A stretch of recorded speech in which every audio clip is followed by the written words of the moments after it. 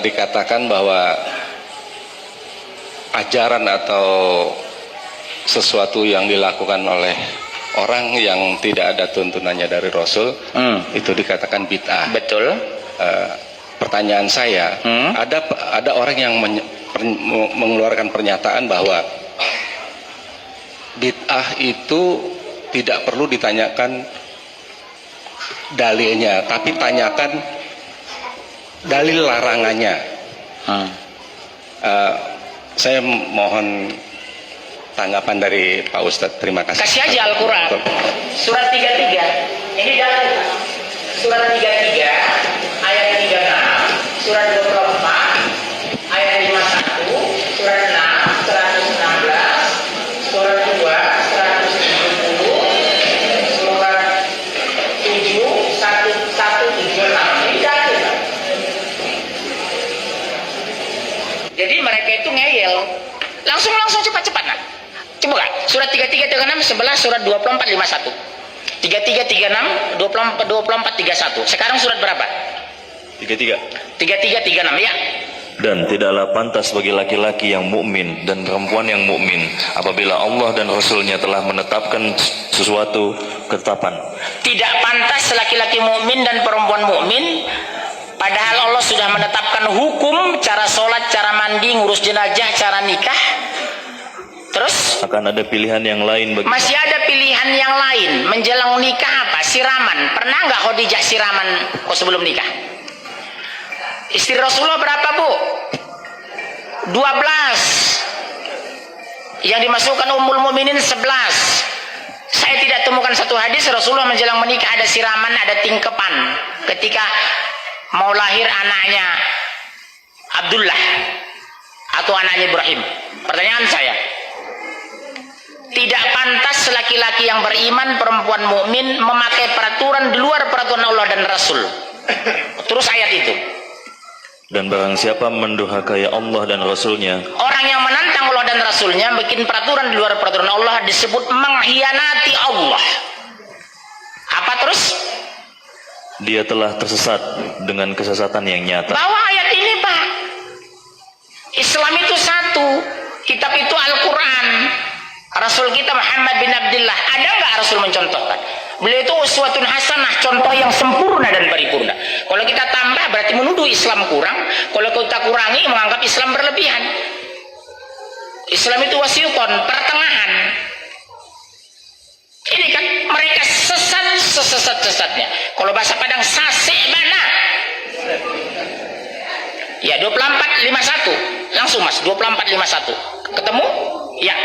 Hanya ucapan orang-orang mukmin yang apabila mereka diajak kepada Allah dan Rasulnya agar Rasul memutuskan perkara di antara mereka. Mereka berkata, kami mendengar dan kami taat. Sami'na wa ta'na. Mereka lah orang-orang beruntung. Berarti menantang Allah dan Rasul pasti rugi neraka. Gampang kok menjawabnya. Kok diam? Kurang cukup. Surat 2 170. Mas, cepat. Saya mau pulang ini, udah kelewatan ini. Saya harus mau ke Jakarta Selatan ini, 270. Langsung. 270. Mas cari 6116. 270. Dan apabila dikatakan kepada mereka, ikutilah apa yang telah diturunkan Allah, mereka menjawab, tidak, kami mengikuti apa yang kami dapati pada nenek moyang kami melakukannya. Ikut nenek moyang, tingkapan nenek moyang enggak? Tahlilan nenek moyang enggak? Azan memasukkan jenazah ke kubur nenek moyang enggak? Joget-joget nenek moyang enggak? Tingkapan nenek moyang enggak? Nginjak telur nenek moyang enggak? Kok begitu patuh? Bayangkan ayam capek ngeden di endoknya diinjek. Abang nggak tersinggung kalau tahu itu. Bagaimana ibu habis melahirkan anaknya diinjek? Telur itu rezeki dari Allah lewat ayam untuk dimakan. Satu telur 2.000. Kalau orang Jawa Sunda nikah 1 juta orang, 2 miliar 1 tahun yang kita buang uang itu. Menghitungnya jangan 1 telur. Akumulasi orang Indonesia yang memakai budaya itu 2 miliar pak uang kita buang dari telur. Belum kalau jenazah, kembang dibikin, air disiram. Nggak ada. Saya tahu Rasulullah pakai kembang di atas jenazah itu, atau nyiramin kuburan dengan air, alasannya supaya dingin. Pakai aja gelamir itu satu tangki, ilmiah langsung basah semua jenazah. Betul kan Pak? Ini gampang kok Pak. Bapak bilang begini, kalau ada yang menantang, Pak, bagaimana Bapak menyikapi ayat ini? Mereka sesat sesat-sesatnya karena tidak ada contoh dari Allah dan Rasulnya. 6:16 langsung Mas. Dan jika kamu mengikuti kebanyakan orang di bumi ini, niscaya mereka akan menyesatkanmu dari jalan Allah. Jika kamu mengikuti kebanyakan orang di muka bumi ini, mereka menyesatkan panjenengan. Pertanyaan saya, lebih banyak mana, berjilbab atau tidak berjilbab?